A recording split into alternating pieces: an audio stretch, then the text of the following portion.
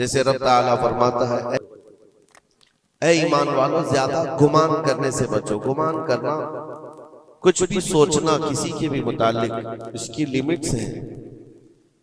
और खास तौर पर मोमिनीन के लिए किस तरह से सोचे। ऐसा नहीं है कि तुम अपनी अकल के पर्दों को या अपने दिमाग के घोड़े को दौड़ाते रहो, जो चाहे मन में आए जिसके बारे में सब सोचते रहो।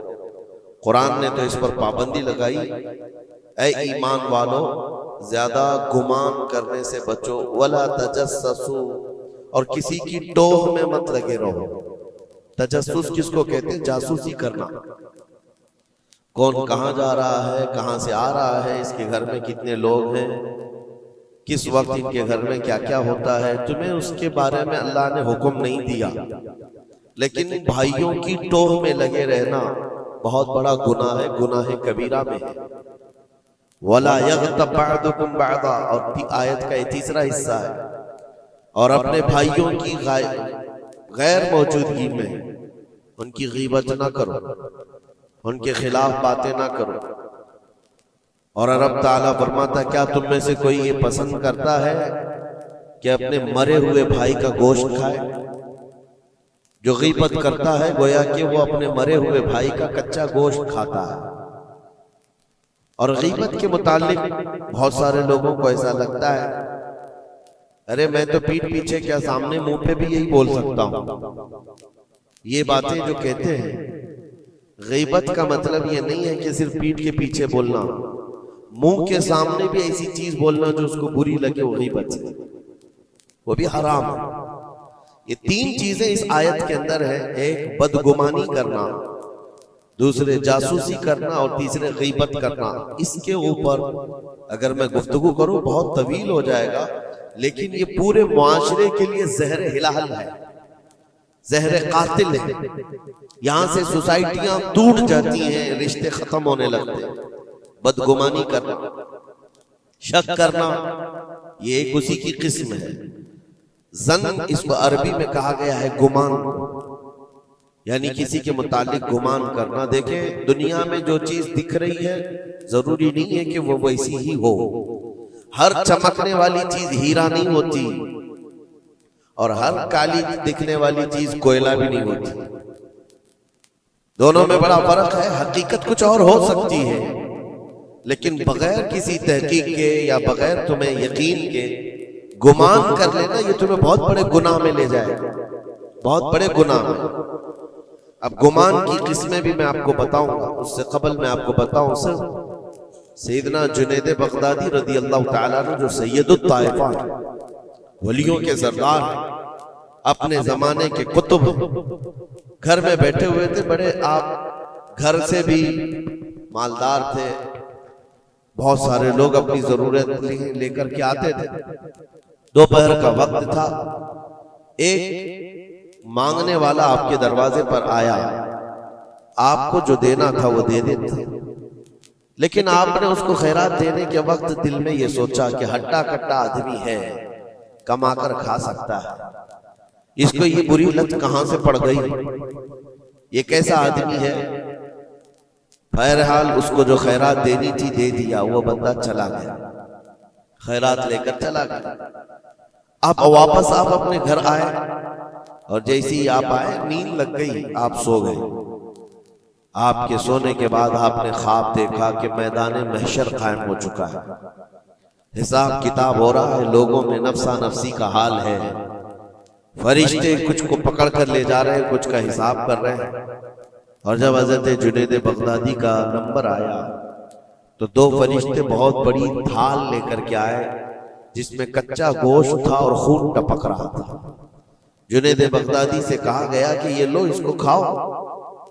तो हजरत जुनैद बगदादी ने कहा कि क्या मुझे नहीं जानते, मैं जुनैद हूं, मैंने ऐसा कौन सा गुनाह किया कि मुझे इसकी सजा ये दी जा रही है। फरिश्तों ने कहा, ऐ जुनैद, क्या अपने मोमिन भाई के बारे में आज दिन में आपने बुरा गुमान नहीं किया? जो आपके दरवाजे पर आया उसके मुतालिक आपने बदगुमानी नहीं की? तो हजरत जुनैद बगदादी रज़ियल्लाहु ताला अन्हु बिछक करके उठ गए, खौफ के मारे नींद खुल गई।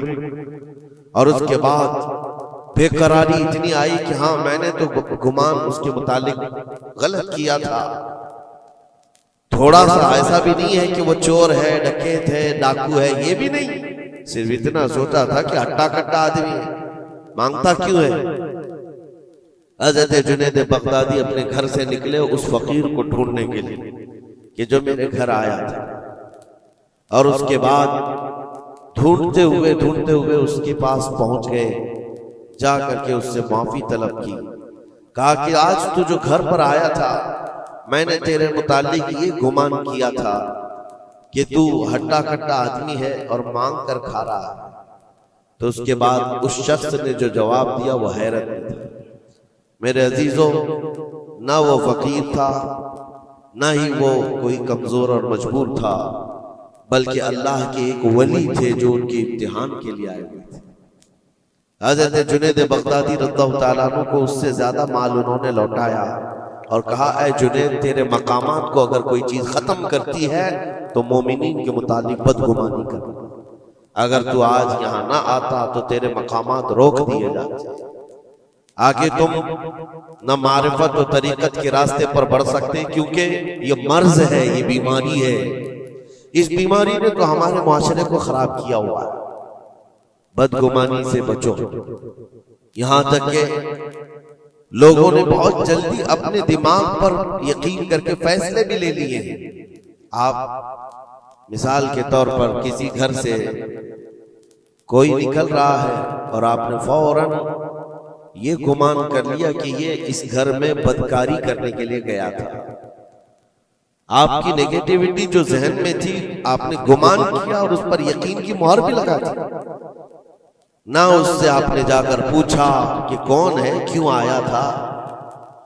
इसी तरह की एक और बात मैं आपको बताता हूं। हजरत शफीक बल्खी बड़े बुजुर्ग दरियाए दजला के किनारे आए, देखा कि एक मर्द, एक नौजवान है, औरत को गोद में सुलाया हुआ है दरिया के किनारे और शराब की बोतल हाथ में लिए बैठा है।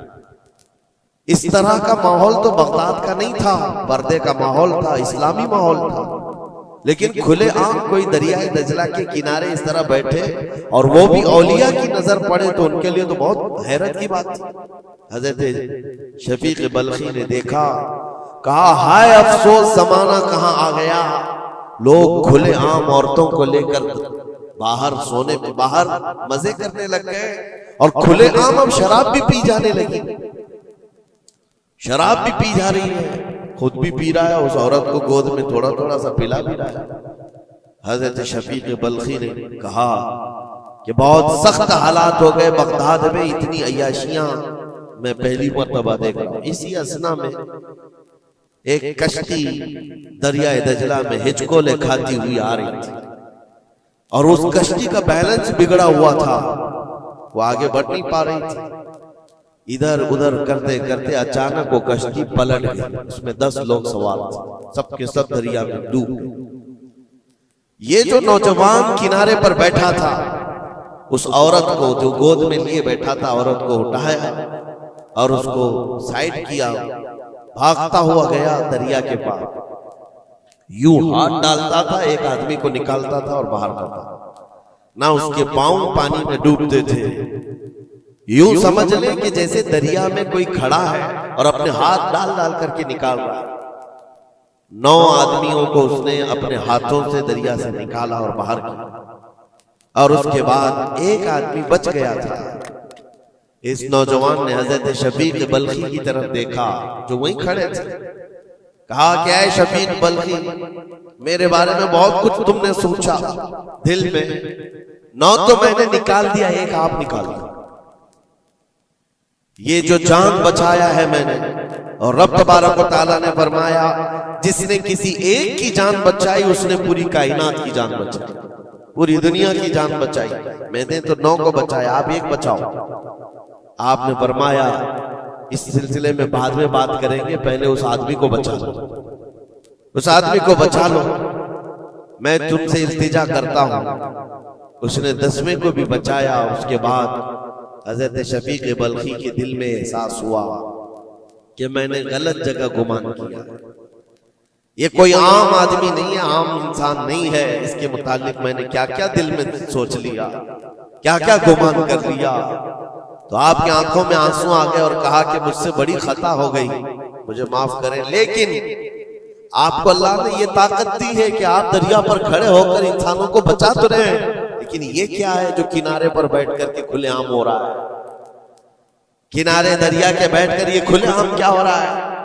उस नौजवान ने कहा, शफीक बल्खी, ये भी मैं बताता हूं, वो गोद में पड़ी हुई औरत कोई आम औरत नहीं, मेरी माजूर माँ है, बीमार है, और उसको दरिया के किनारे लाने का हकीमों ने हुक्म दिया।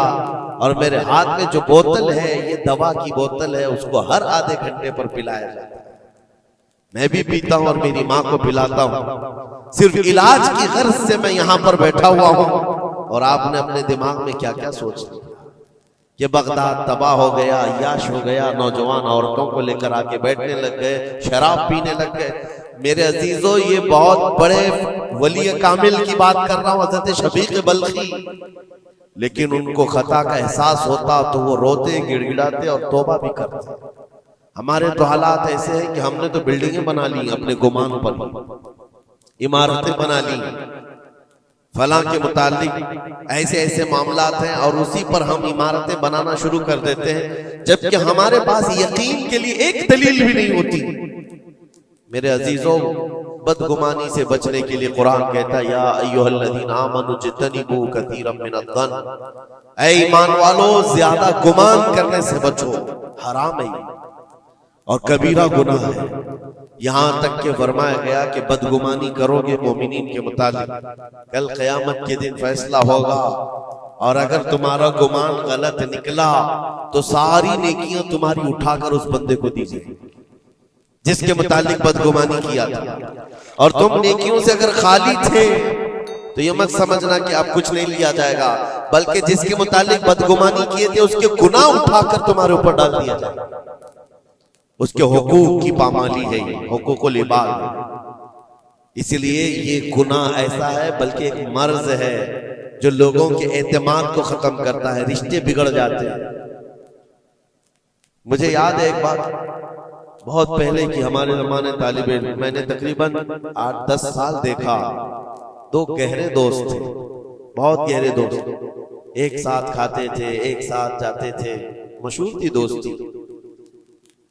और इत्तेफाक ऐसा हुआ कि एक महफिल में बैठे हुए थे, एक दोस्त जो है वो मुझसे बात कर रहा था, और उसका जो दूसरा दोस्त है वो दूर बैठा हुआ है। अब इस दोस्त ने मुझे कान में कुछ बात की, मैंने देखकर हंसा, वो भी मुझे देखकर हंसा, बात कुछ और ही थी। सामने वाले को ऐसा लगा कि हम उसके मुतालिक प्लानिंग कर रहे हैं, और उसको ये लगा कि हम उसके मुतालिक कुछ बुरी बातें कर रहे हैं, जबकि ना उसके नाम का मसला था, ना टॉपिक था, कुछ नहीं था। बस उस बंदे ने इस बदगुमानी की वजह से 10 साल तक बातचीत छोड़ दी। कई मर्तबा हमने बताया भी कि तुम्हारा मैटर नहीं था, तुम्हारा मसला नहीं था, सामने वाले को यकीन नहीं आता, सिर्फ और सिर्फ गुमान की बुनियाद पर कि वो मुझे देखकर हंस रहा था तो मेरे ही मुतालिक बात थी। ये अपने अकल के फतूर पर यकीन करके इमारतें बना लेना तुम्हें बहुत बड़ी गुमराही में ले जाता है। कई मर्तबा ऐसा होता है कि धोखा खा जाओगे। इसी सूरह हुजरात की एक और आयत में बताऊं आपको, अल्लाह करीम फरमाता, या अय्युहल्लज़ीना आमनू इन जाअकुम फासिकुम बिनबइन फतबय्यनु अन तुसीबू कौमन बिजहालतिन फतुस्बिहू अला मा फअलतुम नादिमीन। ये बदगुमानी करने का एक और जरिया, एक रास्ता है। क्या है? अल्लाह फरमाता है, जब तुम्हारे पास कोई फासिक आदमी खबर लेकर के आए तो उसकी तहकीक कर लो। ये अल्लाह का हुक्म है। कोई फासिक आदमी, फासिक कौन है इसकी मिसालें आपको मिल जाएंगी। जो खुलेआम गुनाह करता है वो फासिक है। फासिक आदमी जब तुम्हारे पास खबर लेकर के आए तो रब फरमाता उसकी तहकीक कर लो, वरना ये होगा कि अनजाने में तुमको शर्मिंदगी उठानी पड़ेगी, तुम अपने किए पर बाद में पछताओगे, अला मा फअलतुम नादिमीन, तुम शर्मिंदा हो जाओगे। अक्सर ऐसा होता है कि कोई खबर लेकर के तुम्हारे पास आया और आज के जमाने का बड़ा फासिक ये व्हाट्सएप है, ये बड़ा फासिक है। इसकी बातों पर कौन यकीन करे? मेरे अजीजों, लोग तो सिर्फ एक दूसरे की एडिट की हुई तस्वीरों को देख करके ईमान ले आ जाते हैं, है ना? ऐसा हकीकत है। व्हाट्सएप यूनिवर्सिटी के फारिगीन तो अभी जमाने में बहुत है, इनकी नॉलेज सिर्फ और सिर्फ उसी से है, इंटरनेट से, व्हाट्सएप से। जबकि इनकी तहकीकात पर अगर लग जाए तो असल वजूद में कुछ है ही नहीं। इसीलिए मेरे अजीजों, बदगुमानी करने से बचो, बदगुमानी करने से बचो। जिसकी असल ही ना हो उस चीज के फैलाने का हम सबब बन जाते हैं कई मर्तबा। अल्लाह करीम हमें इस बलाए अजीम से महफूज रखे। मुझे एक बात याद आती है, मैंने पढ़ा था ट्रेन में एक आदमी सफर कर रहा है और उसके साथ 3 बच्चे हैं। बड़े बेटे की उम्र 7 साल की, दूसरे बेटे की उम्र 5 साल की, तीसरे की 3 साल की। छोटे बच्चे 7, 5 और 3 साल की उम्र के बच्चे। अब वो बंदा जब ट्रेन में सफर कर रहा हो 3 बच्चों को लेकर के, और जब बैठा हुआ है ट्रेन में, कोई बड़ा उधर से कूदता है, कोई इधर से उछलता है।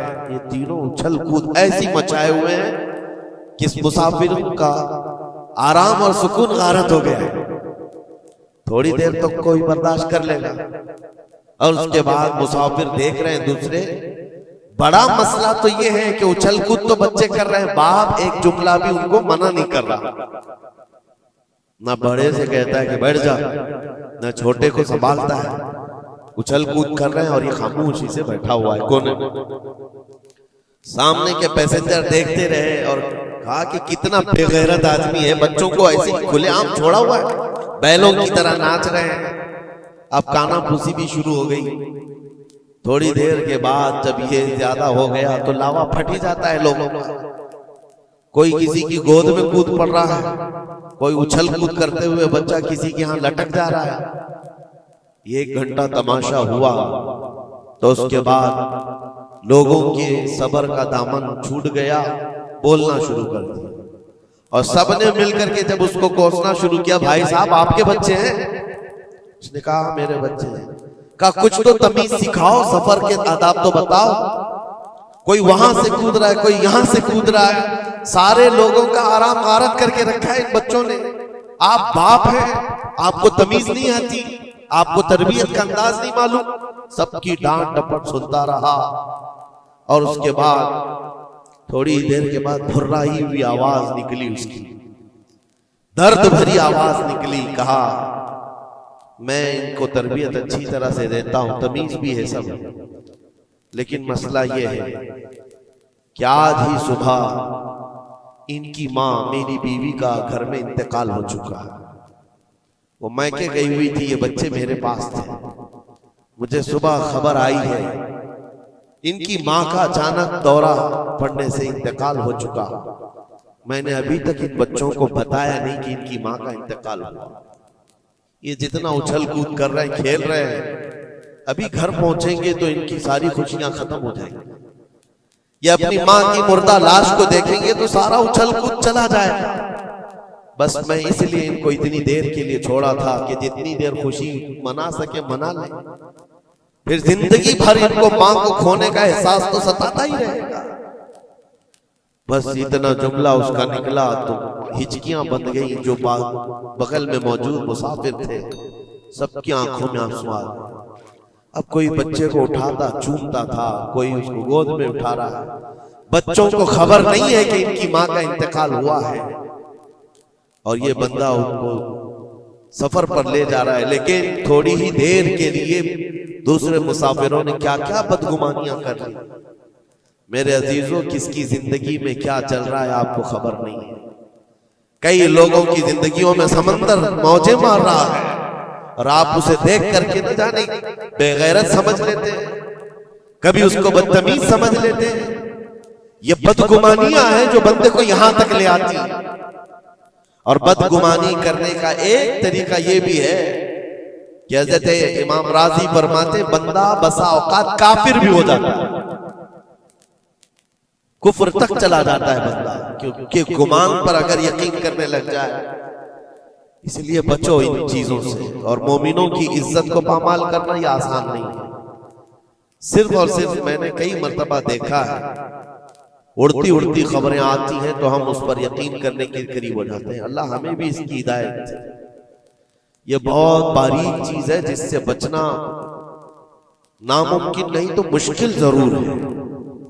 मेरे अजीजों, इससे बचने का एक तरीका यह है, बंदा ये सोच ले कि मुझे रब ताला ने इस दुनिया में किस लिए भेजा है। सबका हिसाब किताब लिखने के लिए भेजा है। सारे लोगों का अमाल नामा मुझे देख पूछा जाएगा क़यामत के दिन, फलां क्या करता था, फलां क्या करता था। जब मुझे रब ताला ने इसका मुकल्लफ ही नहीं बनाया तो खामखा दूसरों की जिंदगियों में क्यों दखल अंदाजी करूं, क्यों लोगों के मुतालिक गुमान पाल करके बैठूं। आपको इस रुए जमीन पर जो भेजा गया वो अल्लाह ने अपनी इबादत के लिए भेजा, अपनी रजा के लिए। हम उसकी रजा तो हासिल ना कर सके, उसकी इबादत में कामिल हो नहीं सके, और दूसरों के अयूब पर हम लोगों ने अपनी पूरी एनर्जी खर्च करना शुरू कर दिया। अजीजा निगरामी वक़ार, ये पुरफितन दौर ऐसा है। अब मैं जो किस्में बता रहा था जन की, देखें बसा औकात बंदे से बंदे का गुमान अपनी जगह पर। आप मेरे बारे में क्या सोचते हैं मुझे मालूम नहीं, मैं आपके बारे में क्या सोचता हूं वो आपको भी नहीं मालूम। ये तो बंदों का गुमान है, लेकिन बंदा रब से जो गुमान रखता है ये भी बहुत बड़ा मसला है, बहुत बड़ा मसला है। इसको आसान मत समझे।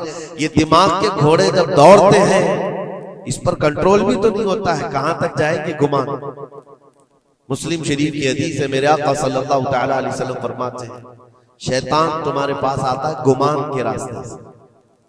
तुम सोचने लगते हो आसमान को किसने बनाया, ये सोच ही तो है।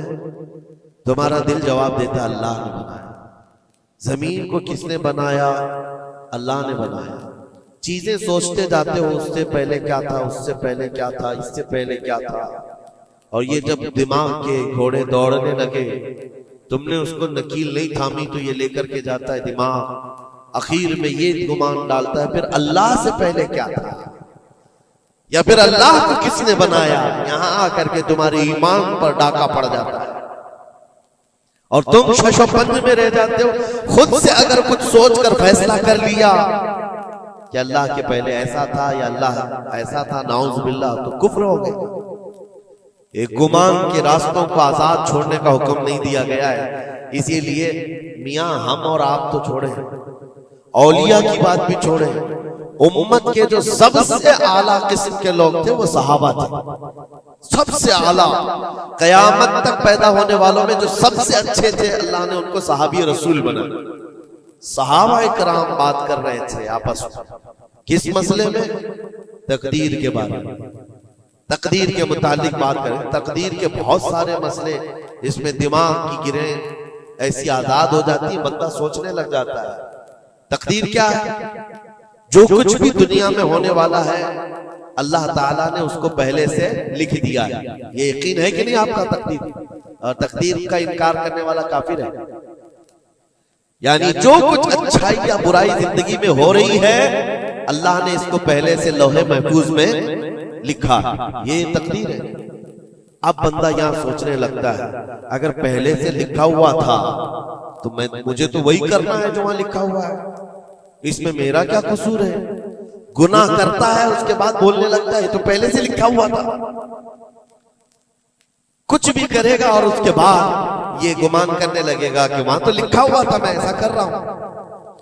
तकदीर के मसले ऐसे हैं कि बाज लोग सवाल करने लग जाते हैं कि मियां अगर अल्लाह ने पहले से लिखा है तो फिर बंदे का क्या कसूर है इसमें जो गुनाह कर रहा है, और अगर पहले से लिखा हुआ नहीं है तो फिर तकदीर नहीं है। इन मसाइल में गुफ्तगू करते करते, गुमान करते करते बंदा कुफ्र तक पहुंच जाता है। कुछ फिरके भी बन गए इसी बात, जबरिया, कदरिया। अब मैं यहां पर इसलिए ये बात कर रहा हूं, नबी करीम सल्लल्लाहु तआला अलैहि वसल्लम ने सहाबा को मना कर दिया कि इस मसले में गुफ्तगू ज्यादा ना करो, तो आम लोग तो छोड़े। अब जन की किस्में मैं बता रहा हूं, गुमान की वो 4 किस्में बताई गई। इमाम अबू बकर जस्सास राजी रहमतुल्लाह अलैह ने 4 किस्में इसकी बयान की। पहला गुमान हराम है, दूसरा गुमान वाजिब है, तीसरा गुमान मुस्तहब है और चौथा गुमान यानी ना उसके ऊपर गुनाह मुबाह है। उसकी किस्में हैं जिसमें से पहला गुमान जो हराम है और एक गुमान को तो उन्होंने कुफ्र भी कहा। पहला गुमान हराम, ये सोचता रह जाए सिर्फ अल्लाह के मुतालिक है ये सारे गुमान कि मैं गुनहगार हूं और अल्लाह मुझे सजा देकर ही रहेगा, अल्लाह मुझे अजाब ही देगा, ये सोचता रहे सिर्फ और सिर्फ, तो इमाम अबू बकर जस्सास राजी फरमाते ये गुमान हराम है। रब कहार जरूर है, रब जब्बार जरूर है, लेकिन गफ्फार भी है और सत्तार भी। तुमने अगर सिर्फ यही गुमान किया कि मुझे सजा देगा, मुझे सजा देगा, तो ये गुमान हराम है। इस पर मुझे आला हज़रत फाजिल बरेलवी रहमतुल्लाह तआला अलैह की बात याद आती है। उनका गुमान कैसा था? सोचते थे बारगाह मुस्तफा करीम, कहते हैं डर था कि इसियां की सजा अब होगी या रोजे से, डर था कि गुनाहों की सजा अब होगी या रोजे जजा, दी उनकी रहमत ने सदा, ये भी नहीं वो भी नहीं, यहां भी नहीं होगी वहां भी नहीं होगी, रहमत ने सजा आवाज दी। हाँ, गुनाहों के मुतालिक हमें तो गुमान है कि सजा होगी। मेरे अमाल का बदला तो जहन्नम ही था, मैं तो जाता मेरे सरकार ने जाने न दिया। ये गुमान है। बारगाह मुस्तफा में गुमान आला रखो और रब ताला के मुतालिक जब गुमान करना हो तो हदीस कुदसी है, मुस्नद अहमद की हदीस है। अल्लाह ताला फरमाता अना इंदा ज़न्नी अब्दी बी, मैं अपने बंदे के गुमान के मुताबिक सुलूक करता हूं। बंदा मेरे मुतालिक जैसा गुमान करता है मैं उसके साथ वैसा सुलूक करता हूं। अब तुम्हारा ही ये तुम्हारी मर्जी है। और हदीस का आगे का टुकड़ा भी है, फल यदुन मा शाअ बी, बंदा जो चाहे मेरे बारे में गुमान कर ले। तुम सख्त किस्म का खुदा गुमान करके बैठे हो, सख्तियों का सुलूक हो जाए। इसीलिए मैंने इससे कबल भी एक बार कहा था, जब किसी के घर में इंतकाल होता है फरिश्ते आ जाते हैं, मरे हुए इंसान को उठाने से पहले तक वो घर वालों को सब देखते रहते कौन क्या क्या बोल रहा है, और उसकी सारी रिपोर्ट ले जाकर बारगाह रब्बुल इज्जत में अर्ज करते हैं। अल्लाह ताला पूछता है फरिश्तों से, आज इस घर में एक जान को हमने लिया, वो लोग मेरे मुतालिक क्या गुमान कर रहे थे, क्या सोच रहे थे और क्या कह रहे थे? फरिश्ते कहते हैं, ऐ मौला फलां कह रहा था कि मेरे घर पर बड़ा जुल्म हो गया, मेरा अजीज बच्चा ले लिया, मेरे घर पर ऐसी चीज आफत आ गई, सब बातें। तो रब तबारक व तआला फरमाता है फरिश्तों गवाह हो जाओ, उन्होंने जैसा मेरे मुतालिक गुमान किया अब मैं उनके साथ वैसा सलूक करूंगा, दुनिया में भी और आखिरत में भी। और फिर किसी घर से फरिश्ते जाते हैं जो नेक लोगों का होगा, रब ताला पूछता है यहाँ क्या कहा जा रहा था मेरे मुतालिक, क्या सोचा जा रहा था? फरिश्ते कहते मौला उनके घर पर बड़ी गम की बात थी, बड़ी मुसीबत थी, उनके बाप का इंतकाल था, लेकिन हर कोई कह रहा था इन्ना लिल्लाहि व इन्ना इलैहि राजिऊन, हम अल्लाह के लिए हैं और अल्लाह ही की तरफ लौटने वाले हैं। रब ताला फरमाता है फरिश्तों तुम गवाह हो जाओ, इससे बेहतर उनको निअमुल बदल दुनिया में दूंगा और उससे बेहतर आखिरत में अता करूंगा। तो अल्लाह करीम के बारे में गुमान क्या रखना है, ये भी गौर और फिक्र के साथ। ये जन्न हराम से बचो, जन्न कुफ्र से बचो, और जन्न वाजिब है एक जो फिक़ह के मसले हैं, ये अहादीस जिसको जन्नी अहकाम कहा जाता है, वो सब यहाँ पर डिस्कस करें तो आपके ऊपर से बाउंस चला जाए।